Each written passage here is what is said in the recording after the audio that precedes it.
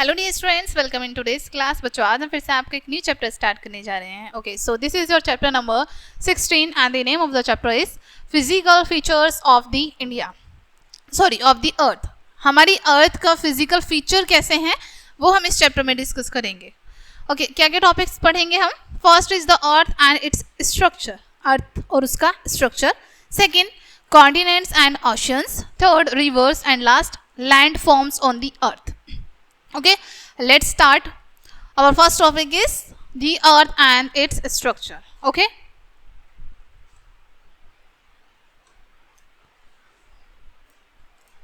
the earth.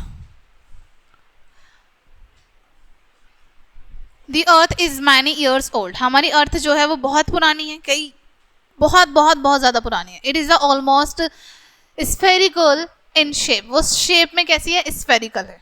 ठीक है। It is made up of 3 main layers. वो मेनली 3 लेयर से बनी है। कौन कौन सी लेयर है यहाँ पर आपको बताया? Outer most crust, middle, mental and inner core. Outer most crust, its thickness can vary from about 5 kilometers under the ocean's floor to 70 kilometer under the continents। ठीक है, इसकी थिकनेस जो है वो बहुत ज़्यादा है। About 5 kilometres under the ocean है, टू द फ्लोर से 70 किलोमीटर। ठीक है। Land mass and water bodies lie on this layer. जितने भी हमारे लैंड मास हैं, वाटर बॉडीज हैं, वो सभी हमारी इसी लेयर पे होती हैं। ठीक है। मिडल लेयर में क्या है? It is about 2900 kilometre thick. इतनी ज़्यादा थिक है ये। It is made up of solid and molten rocks. ये बनी है सॉलिड और मोल्टन रॉक्स से। It contains iron and magnesium. इसमें आयरन एंड मैग्नीशियम है। एंड लास्ट, इनर में क्या है? The inner core also has 2 plates. Inner core में 2 प्लांट्स हैं, बेसिकली 2 प्लांट्स हैं। The outer part is about 2300 kilometre thick and it contains molten iron and निकल। ठीक है।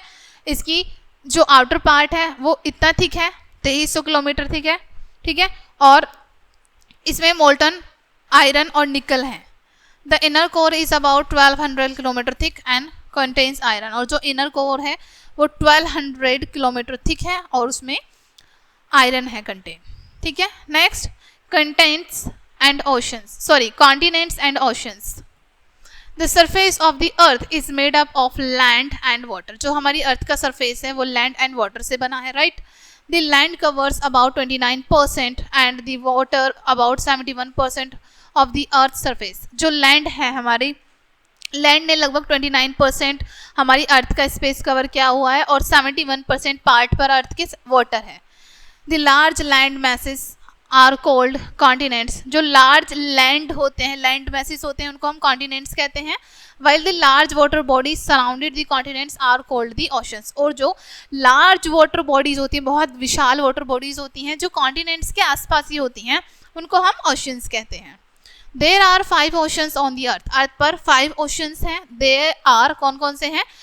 दी Pacific ocean, the Atlantic ocean, the Indian ocean, the Southern ocean, the Arctic ocean. ये 5 oceans हैं। ठीक है। There are 7 continents. और कितनी continents हैं? 7 कॉन्टिनेंट्स हैं।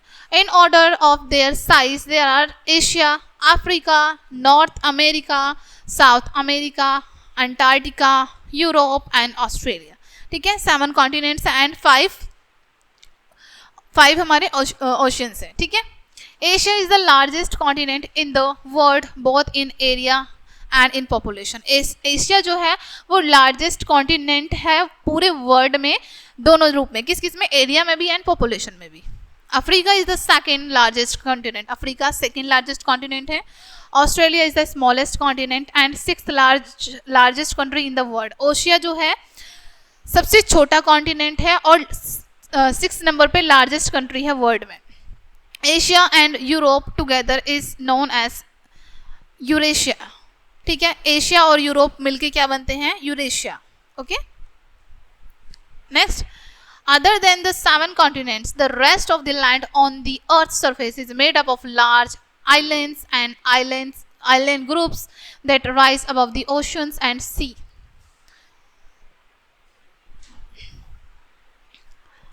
इन 7 कॉन्टिनेंट्स के अलावा जो बाकी की रेस्ट ऑफ लैंड है अर्थ सरफेस की, वो बनी है लार्ज आइलैंड से, ठीक है। आइलैंड बने हैं उस पर, ग्रुप में आइलैंड्स बने हैं, वहाँ पर ओशंस भी हैं, सी भी हैं उनके ऊपर, ठीक है। Next, rivers. A river is a natural water course. Natural water course होते हैं usually fresh water flowing towards an ocean, a lake, sea और अनदर रिवर, ठीक है। यूजुअली इसमें फ्रेश वाटर फ्लो करता है towards the sea, lake and other reverse.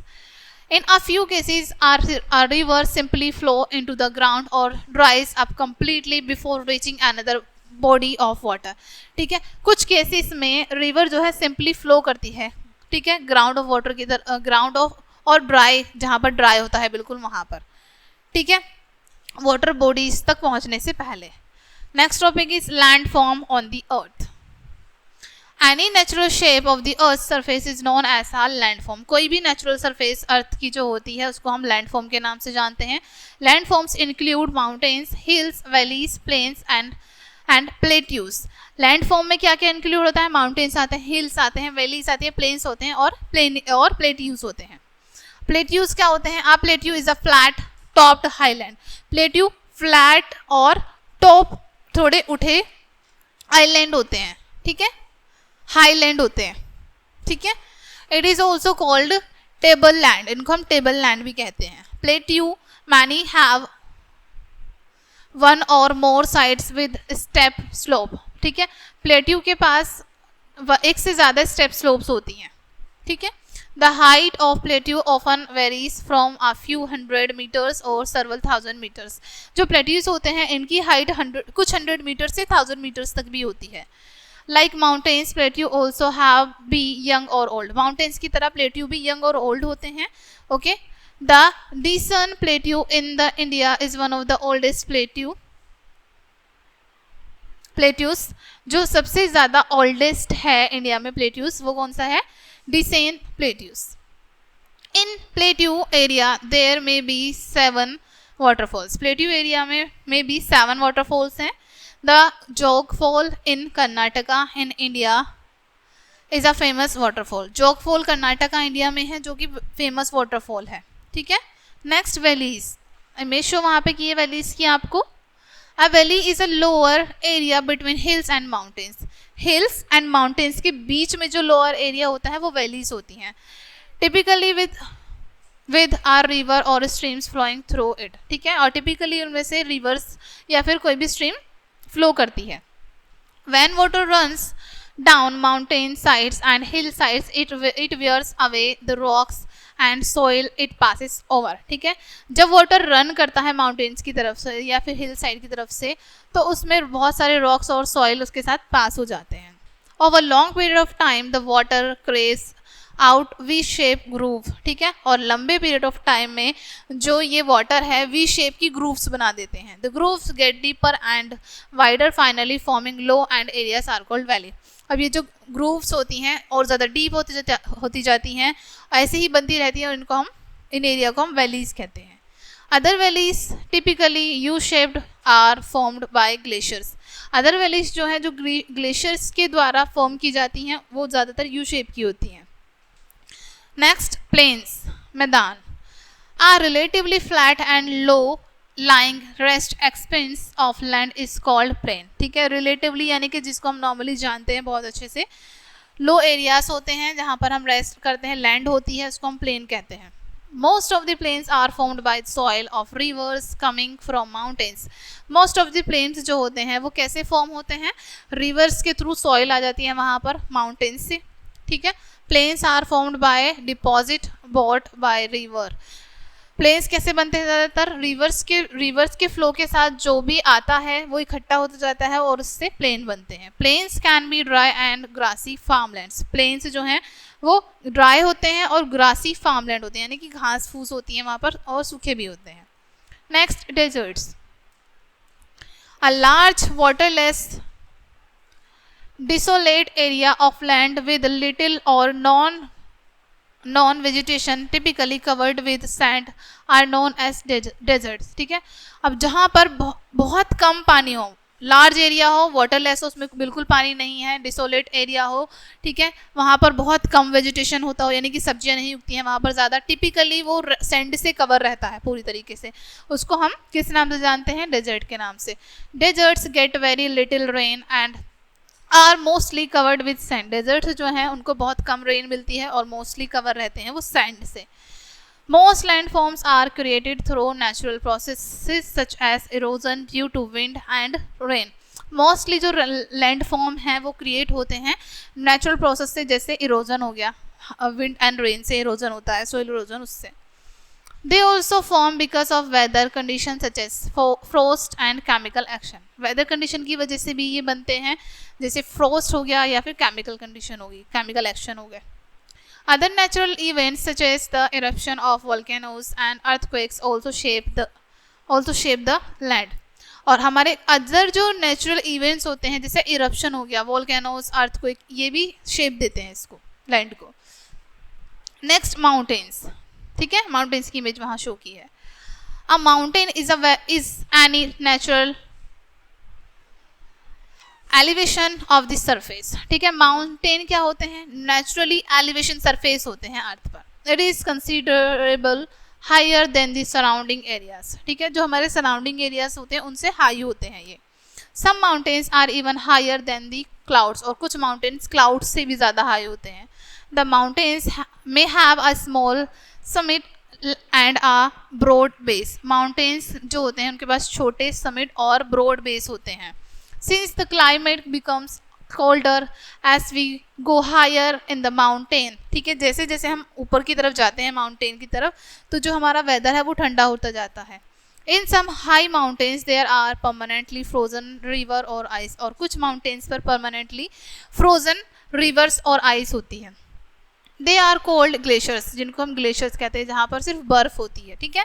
There are some mountains under the sea also, sea के under भी कुछ mountains हैं। due to harsh climate and rugged relief, less people live in mountains since the slopes are steep, less land is available for farming, ठीक है।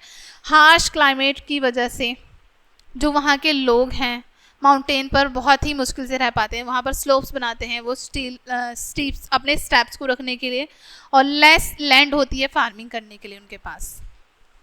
सम mountains are formed by volcanic eruptions, कुछ mountains volcanic एरप्शंस की वजह से बनते हैं, ठीक है, फॉर्म होते हैं।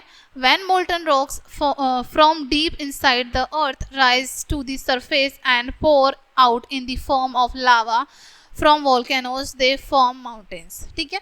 जो हमारे मोल्टन रॉक्स होते हैं, बहुत बड़े बड़े रॉक्स जो बिल्कुल मेल्ट हो जाते हैं, ठीक है, और वो डीपली अर्थ से निकलते हैं, बाहर आते हैं, ठीक है, लावा की फॉर्म में वॉल्केनोज से, और उसके बाद वो ठंडे होके माउंटेन की फॉर्म में आ जाते हैं, ठीक है। यहाँ पर आपको शो किया है molten lava. Sometimes molten lava pushes up toward the earth surface but does not break through, ठीक है, कई बार मोल्टन लावा जो है वो पुश कर देता है सरफेस की तरफ को, ठीक है, अर्थ के सरफेस को, लेकिन वो ब्रेक नहीं करता उसको, उसके through. Blocks of surface spread along folds line and slide in opposite directions, block कर देते हैं रॉक्स को, ठीक है, वो जो हमारे रॉक्स पड़े होते हैं उनको ब्लॉक कर देते हैं। यस, कई बार क्या होता है, जो मोल्टन लावा होता है वो पुश करता है अर्थ की सरफेस की तरफ, लेकिन इसका मतलब ये नहीं कि वो उन्हें ब्लॉक कर सके, ठीक है, ब्रेक कर दे, और ब्लॉक कर देते हैं कुछ बिग बड़े बड़े रॉक्स, उनको स्प्लिट होने से, बहुत ज़्यादा स्प्लिट होने से रोक देते हैं, और अपोजिट डायरेक्शन में होते हैं, क्योंकि वो एज द ग्रेट